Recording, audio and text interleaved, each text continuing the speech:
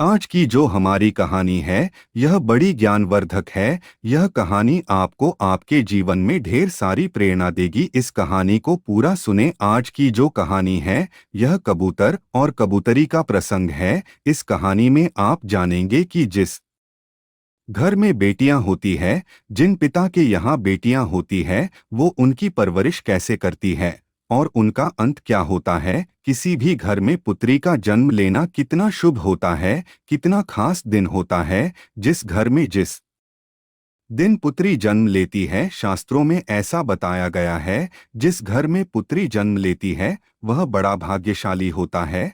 और गरुड़ पुराण में तो यहाँ तक लिखा है, जिस घर में पुत्री जन्म नहीं लेती उस व्यक्ति का मुख देखने का भी कोई धर्म नहीं होता है। ऐसा गरुड़ पुराण में स्पष्ट लिखा हुआ है। लेकिन जो लोग अपनी पुत्री को भारी छूट देते हैं, भारी लाड करते हैं, उनकी पुत्री आप बिगड़ जाती है। आज की यह कहानी आपको यही दशा आएगी। कहानी शुरू करने से पहले जो लोग हमसे नए जुड़े हैं वह हमारे चैनल को सब्सक्राइब करें। शुरू करते हैं। आज की कहानी प्राचीन काल समय में एक जंगल में एक कबूतर और एक कबूतरी बैठे हुए थे। सर्दियों की रात थी, कड़ाके की ठंड पड़ रही थी। तब कबूतरी कबूतर से कहती है कि पीआरडी, आज की रात निकालने के लिए ऐसा क्या किया जाए जो आधी रात निकल जाए। सर्दी बहुत भारी पड़ रही। कबूतरी कहती कि कोई ऐसी कहानी सुनाओ जिसे हमारी आज की रात कट जाए। कबूतर कबूतरी की बात सुनने के बाद एक कहानी शुरू करता है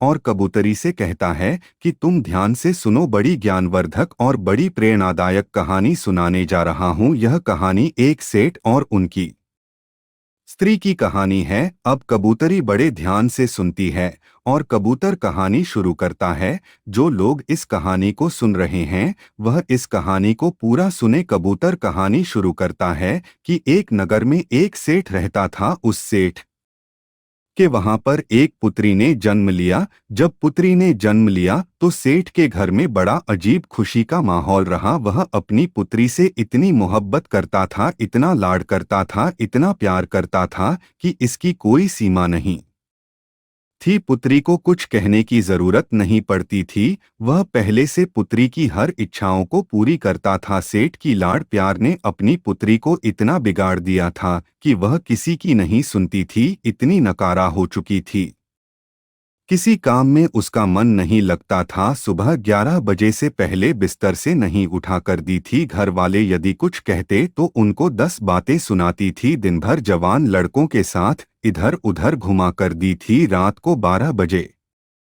घर पर आया करती थी। सेठ की लड़की इतनी नकारा हो चुकी थी कि बयान करना भी बड़ा मुश्किल होता है। सेठ की घरवाली सेठ से कहती कि तुमने इस लड़की को बिगाड़ दिया है, लेकिन सेठ अपनी पत्नी को यह कहकर के चुप करवा देता कि बच्ची है, सुधर जाएगी। अपनी बच्चियों से मोहब्बत करनी चाहिए, प्यार करना चाहिए, लाड करना चाहिए, उनकी हर जरूरत का ख्याल भी रखना चाहिए, लेकिन इतना भी लाड प्यार ना करो कि उसका जीवन ही बर्बाद हो जाए। वो सेठ बिल्कुल ऐसा अंधा हो गया था अपनी पुत्री के प्यार में कि उसको कुछ दिखाई नहीं देता, सिर्फ अपनी पुत्री ही दिखाई देती थी। वह भूल गया था कि मेरी पुत्री को एक दिन दूसरे घर भी जाना है। बहन बेटी जो होती है वह किसी घर में नहीं समाती, उसको दूसरे घर जाना ही पड़ता है। सेठ इस बात को भूल गया। सेठ अपनी पुत्री से इतनी मोहब्बत करता था कि उसको कभी डांटता भी नहीं था। यदि कोई दूसरा भी, यदि उसकी माँ, उसके भाई वगैरह भी दान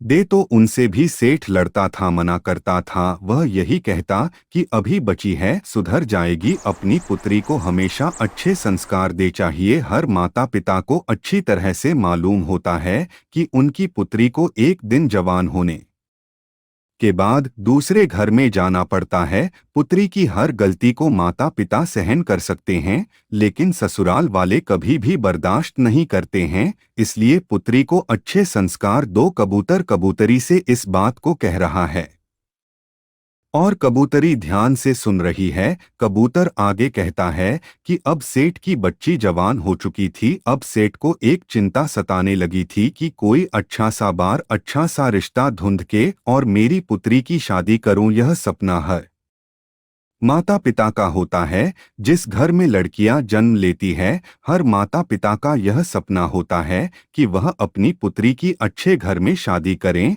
और उसका अच्छा घर बस जाए। अब सेठ भी इसी चिंता को लेकर बड़ा दुखी रहने लगा। सेठ अपनी पुत्री के लिए अच्छे अच्छे रिश्ते ढूंढता, अच्छे रिश्तों की तलाश करता है। अंततः उसको एक अच्छा रिश्ता मिल जाता है और सेठ अपनी पुत्री की शादी बड़ी धूमधाम से कर देता है, अच्छा सारा धन देकर के अपनी पुत्री को विदा करता है। जब उसकी पुत्री ससुराल में जाती है तो 10 दिन बाद ही अपने पिता को फोन कर देती है और पिता से कहती है कि पिताजी, इसी वक्त आप मुझे लेने के लिए आ जाइए। आपने मुझे कैसे नरक में डाल दिया है, मैं इस नर्क में 1 मिनट भी नहीं रहना चाहती हूँ। सेठ अपनी पुत्री की बात सुनने के बाद बड़ा चिंतित होता है, बड़ा दुखी होता। सेठ सोचने लगता है कि रिश्ता तो मैंने बिल्कुल सही ढूंढा था, बिल्कुल काबिल लोग थे, लेकिन पुत्री कह रही है कि बिल्कुल नरक में डाल दिया है। ऐसा 10 दिन में ऐसी कौन सी आफत आ गई है जिसके कारण मेरी पुत्री ऐसा कह रही है। सेठ थोड़ा चिंतित होता है और अपनी पुत्री के ससुराल में पहुंच जाता है। यदि हमारी पुत्री के लक्षण ठीक होते हैं, हमारी पुत्री सही होती है और उसके संस्कार बिल्कुल सही होते हैं, तो पुत्री के ससुराल में पुत्री के पिता को बड़ा मान सम्मान दिया जाता है, उसको आर्डर दिया जाता है, उसका सम्मान किया जाता है। लेकिन जब वह अपनी पुत्री के ससुराल में पहुंचा तो उसको कोई मान सम्मान नहीं मिला, कोई उसे राम राम करने के लिए तैयार नहीं था, कोई उसको आर्डर देने के लिए तैयार नहीं था। फिर जब अपनी पुत्री के ससुराल में पहुंचता है तो सबसे पहले उसकी समाधन मिलती है, यानी उसकी पुत्री की सांस मिलती है। अपनी समाधि से जाकर कि बहराम राम करता है, जय श्री राम करता है, लेकिन वह भी मुंह खुला लेती है और कोई जवाब नहीं देती है। सेठ फिर अपने समधी से मिलता है, समाधि से जयराम कहता है, नमस्कार करता है, लेकिन वह भी कोई जवाब नहीं देता है। उसके बाद सेठ अपनी पुत्री के जेठ से मिलता है, वह भी कोई जवाब नहीं देता है, यानी कोई भी उसको को मान सम्मान नहीं दे रहा था। अंत में सेठ अपने दामाद से मिलता है। सेठ का दामाद कहता कि अपनी पुत्री को ले जाओ, हमें इसकी जरूरत नहीं है, ऐसी बिगड़ी औलाद आपने पैदा की है, हमारे घर को नरक बना दिया है। इसको तुरंत इसी वक्त यहाँ से ले जाओ, जो तुमने दहेज वगैरह दिया है उसका बैठकर हिसाब कर लो, हमें इसकी जरूरत नहीं है। सेठ बड़ा दुखी होता है। उसके बाद सेठ अपनी पुत्री के कमरे में जाता है और अपनी पुत्री से कहता है कि पुत्री, क्या बात है। गए सेठ की पुत्री अपने पिता से कहती है कि पिताजी, मुझे इस नर्क में नहीं रहना है, यदि आप मुझे जीवित देखना चाहते हैं तो इस नर्क से मुझे इसी वक्त यहाँ से ले चलो। पुत्री की इतनी बात सुनने के बाद सेठ अपनी पुत्री को साथ लेकर के और पुत्री के ससुराल के घर से बाहर निकल जाता है। लेकिन फिर भी सेठ की पुत्री के ससुराल वाले कोई भी जयराम जी की नहीं करता है। सेठ अपनी पुत्री को लेकर और रस्ते रस्ते रवाना हो जाता है। राज में सेठ अपनी पुत्री से पूछता है कि पुत्री, आप मुझे एक बात बताइए कि तुम्हारी सास कैसी है। सेठ की पुत्री कहती है कि पिताजी, उसके बारे में तो पूछो ही मत, वह तो एकदम डायन है, उसने मेरा जीना हराम कर दिया है। ऐसी डायन के घर में आपने मेरी शादी की है, हर वक्त मुझे तंग करती रहती है, ऐसी डायन का नाम भी मतलब। सेठ कहता है, ठीक है पुत्री, अब आप मुझे यह बताइए कि तुम्हारे ससुर कैसे हैं। सेठ की पुत्री कहती है कि उस दुष्ट का नाम भी मत लो, वह तो एकदम दोस्त है, राक्षस है। उसके बाद सेठ कहता है कि ठीक है, उसे छोड़, अभी बताओ तुम्हारे जो जेठ है वह कैसे हैं। तो जेठ के बारे में भी सेठ की पुत्री कहती है कि जेठ तो बड़े जल्लाद है, उनकी तो बात ही मत करो, हर दिन मुझे परेशान करते रहते थे। उसके बाद पुत्री की बात सुनने के बाद सेठ फिर पूछते हैं कि तुम्हारी ननद कैसी है, वो तो ठीक होगी, हो तो तुमसे प्रेम करती होगी। सेठ की पुत्री जवाब देती है कि उन चुड़ैलों का नाम भी मतलब पिताश्री, वह तो बहुत ही बेकार है, उठकर के खाने वाली है। सेठ अपनी पुत्री की बात सुनने के बाद फिर पूछता कि यह बताइए कि तुम्हारे पति कैसे हैं। हमारे जमाई साहब कहते हैं वह तो तुमसे बेहद प्रेम करते होंगे। सेठ की पुत्री कहती है कि वह तो यमदूत है, पूरा यमराज है, उसका तुम नाम मत लो, बड़ा दुष्ट इंसान है, उसने तो मेरा जीना हराम कर दिया है। रात दिन मुझे मारता पीटता था, एक बात मेरी नहीं सुनता था। सेठ अपनी पुत्री की बात को सुनने के बाद अंत में सेठ पूछता है कि अभी यह बताइए कि तुम्हारे मोहल्ले वाले कैसे हैं। सेठ की पुत्री जवाब देती है कि पिताश्री, मोहल्ले वालों के बारे में भी कुछ न पूछो, वह लुच्चे लफंगे बदमाश है, पूरा मोहल्ला खराब है। अब सेठ बड़ा दिमागधारी था, सेठ भी समझ गया था कि एक इंसान खराब हो सकता है, दो इंसान खराब हो सकते हैं, अरे हो सकता है मेरी पुत्री के ससुराल वाले खराब हो, लेकिन मोहल्ले वाले तो खराब नहीं हो सकते हैं। इसलिए दोस्त मेरी पुत्री में है, मेरी पुत्री के ससुराल वालों में नहीं। सेठ इस बात को समझ जाता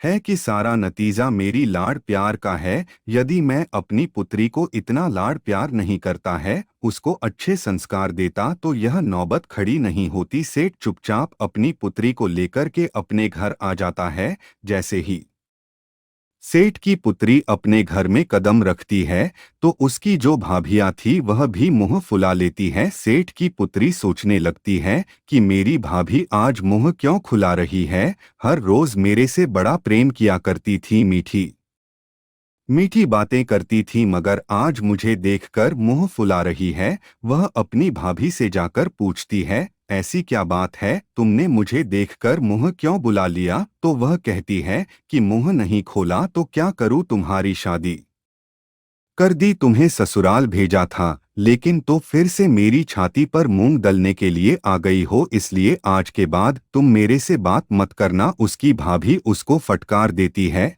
अब इतनी बात सुनने के बाद उसे उस घर में कोई बात नहीं करता है, सिर्फ उसके पिता के सिवा सिर्फ उसका पिता ही उससे बात करता है। अब वह धीरे धीरे बड़ी दुखी हो जाती है, धीरे धीरे उसकी आंखें खुलने लगती हैं। काफी समय निकलने के बाद कोई उससे बात नहीं करता है, बड़े दुखी रहती वह। अभी भी घर से बाहर निकलती तो उसकी सहेलियां उसे हर बार यही पूछती कि तुम अकेली कैसे आ गई हो, जीजाजी कहाँ है। कोई पड़ोसी मिलता तो वह भी इसी बात को पूछता कि तुम अकेली कैसे आ गई हो, तुम्हारे जमाई कहाँ है। ऐसे ताने सुन सुनकर वह बड़ी दुखी रहने लगे। मंदिर में जाती तो मंदिर में भी लोग इसी बात को पूछते। सभी मोहल्ले वालों की जबान पर यही बात रहती कि भला सेठ की पुत्री अकेली आ गई है, नई नई शादी की थी, हो सकता है इनका तलाक होने वाला है। सेठ को भी हर बार यही ताने सुनने पड़ते और सेठ की पुत्री को भी हर बार यही ताने सुनने पड़ते। इन्हीं कारणों से सेठ की पुत्री बड़ी दुखी रहने लगी। अब उसको धीरे धीरे यह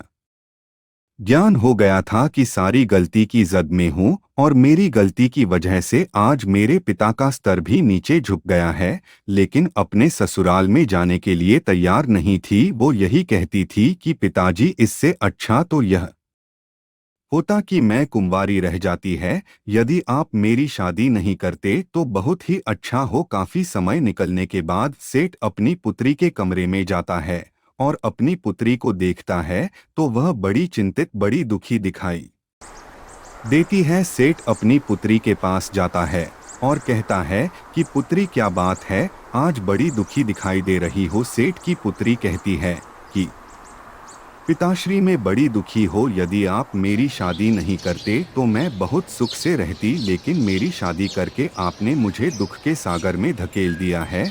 अब मैं ऐसा क्या करूं, ससुराल वाले सभी नरक के समान है, ससुराल में जाऊंगी तो कैसे जाऊं, और जो मेरे परिवार वाले हैं, मेरे पीहर वाले हैं, कोई मुझसे बात नहीं करता। सिर्फ आपके माँ भी बात नहीं करती, भौजाई भी बात नहीं करती, भाई बात नहीं करते, सभी मेरे से नफरत करने लगे हैं। मैं ऐसा क्या करूं, मैं करूं तो क्या करूं। उसका पिता अपनी पुत्री से कहता कि पुत्री, हमारे नगर में एक बहुत बड़े विद्वान पहुंचे हुए साधु आए हैं, एक संत आए हैं, तुम्हारी समस्या को लेकर मैं उनके पास गया था तो उन्होंने मुझे एक उपाय बताया है। यदि तुम इस उपाय को करती हो तो 6 महीने के अंदर तुम्हारे सभी ससुराल वाले तुम्हारी मुट्ठी में होंगे और तुम्हारे इशारे पर नाचेंगे। इतनी बात पिता की सुनकर वह लड़की बड़ी खुश होती है। कहती है, पिताश्री 6 महीने में मेरी मुट्ठी में आ जाएंगे। बोले, हाँ, अच्छा, महीने में तुम्हारी मुट्ठी में आ जाएंगे।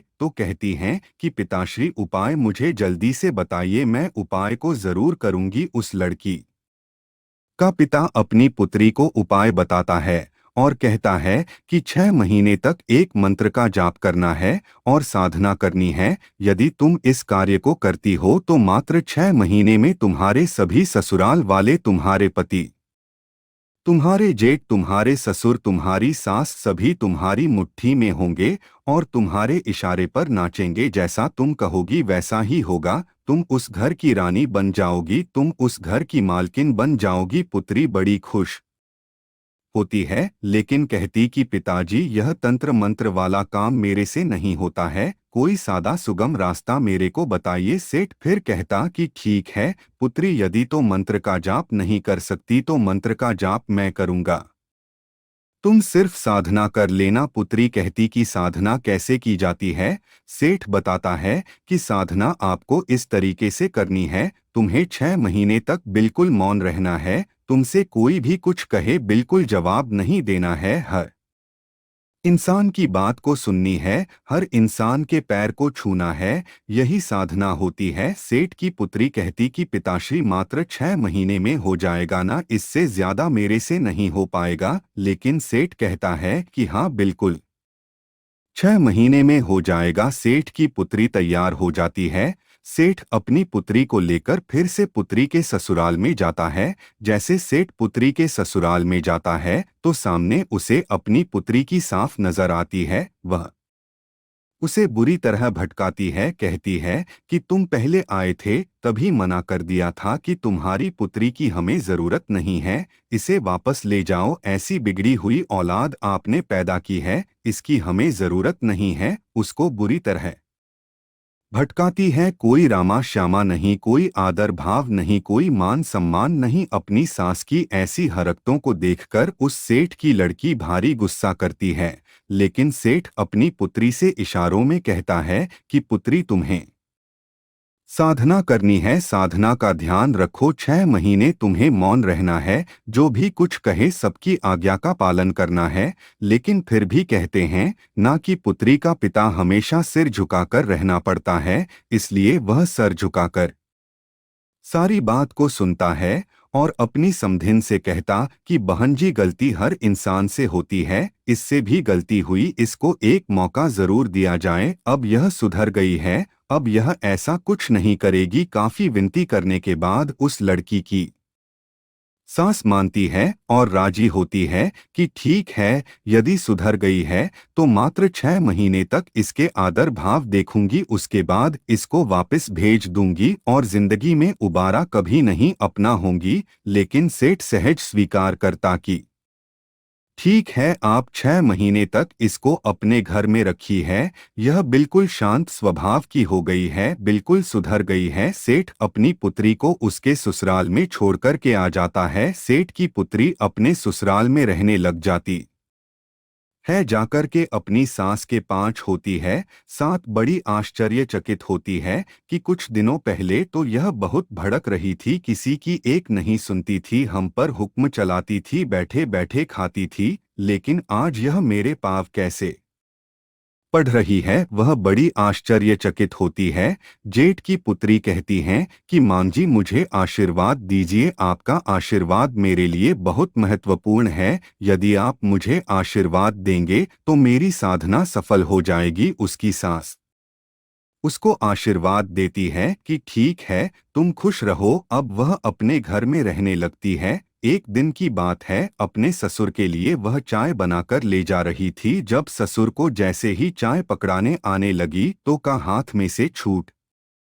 जाता और नीचे गिरकर फूट जाता है। तभी उसका ससुर उस पर भड़क जाता है, उसको गाली गलौज निकालने लगता है। कहता है कि मेरे घर से निकल जाओ, तुम्हारी जरूरत नहीं है, तुम बिगड़ी औलाद हो, तुम शनि हो। इस तरह की उससे बात कहता है, अब सेठ की पुत्री मन ही मन इस बात को सोचती है कि यदि मेरे पिता मंत्र का जाप नहीं कर रहे होते तो इसी कब से मैं तेरा सर फोड़ देती, लेकिन क्या करूं, मैं साधना कर रही हूं चुप रहने की। मेरे पिता मंत्र का जाप कर रहे हैं, इसलिए तुम्हारी इतनी बात सुननी पड़ रही है। उस सेठ की पुत्री से जब भी कोई कुछ कहता उसको गुस्सा तो बहुत आता, बहुत चिड़चिड़ापन होता, लेकिन क्या करें, उनके पिता की बातें याद आ जाती है कि तुम्हें 6 महीने तक साधना करनी है, चुप रहना है, और मैं मंत्र जाप करूंगा। तो इसी बात को सोचकर वह चुप रह जाती, अपने गुस्से पर काबू करती हैं। इसी तरीके से भी बड़ी मुश्किल से अपने गुस्से पर काबू पाया और धीरे धीरे उसका घर बार बसने लगा। उनको यकीन होने लगा कि अब यह सुधर गई है। बड़ी मुश्किल से उसका घर बार बसा है। 6 महीने बाद वह गर्भवती हो जाती है। 9 महीने बाद वह माँ बन जाती है।